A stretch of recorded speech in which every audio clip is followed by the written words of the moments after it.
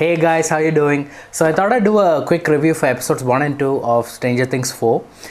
First of all episodes in this season or what has been released so far are at least like 1 hour 18 minutes, 1 hour 15 minutes long.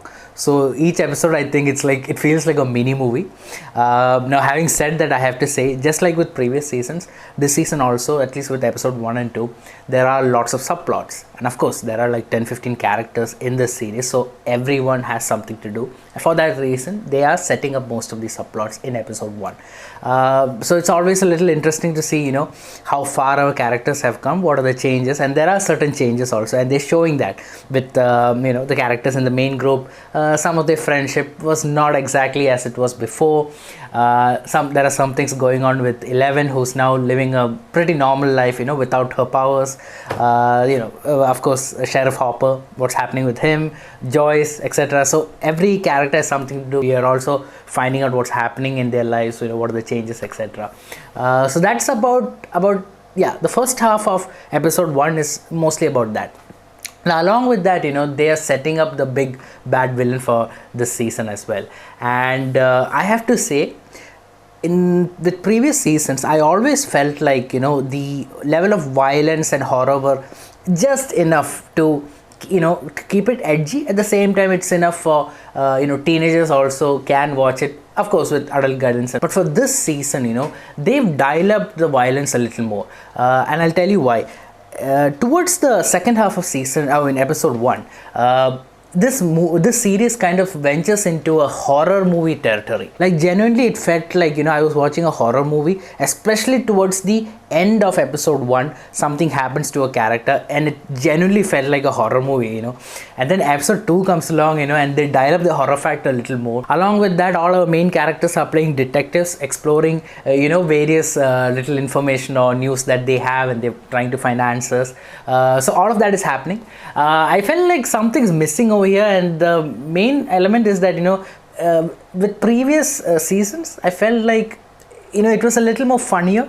There was a little more innocence to certain characters or certain scenes.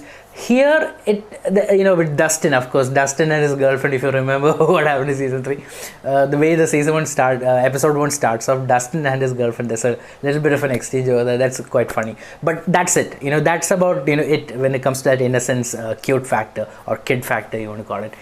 The overall tone of the episode 1 and 2 feels a lot more serious, a lot more tense. For example, with the character of Eleven, she, because she doesn't have powers and she's moved away from Hawkins, she doesn't have a group of friends. She's facing a little bit of bullying by Girl and her friends, and it gets to a point where it becomes a little extreme, and Will is sort of having an identity crisis. I don't want to say anything, it might be a spoiler, so I'll let you discover that on your own. Nancy and Jonathan, well, things are not that smooth for the couple. Joyce is kind of trying to find Hopper. She gets a surprise in the mail. Max is having a little bit of her own psychological issues, especially after her brother died. She's having those nightmares and things like that. So along with the main mystery, there are several adult themes that they are exploring with these characters. So it's very interesting, but also I feel there is a lot that they're covering, especially with episode 1 and 2.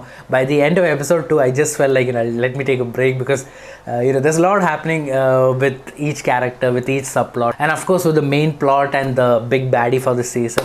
Overall, 1 and 2 looks good. I like where they're going with it. I can't wait to see where they're heading.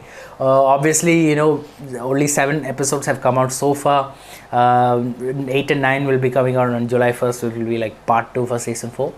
So of course, probably they're going to end with a cliffhanger. So those are my thoughts on episode 1 and 2. Let me know what you think. Share your thoughts in the comments below. And of course, if you like this video, hit the thumbs up icon, and of course subscribe to my channel for more videos like this. Thank you guys for watching. Have a great day. Bye.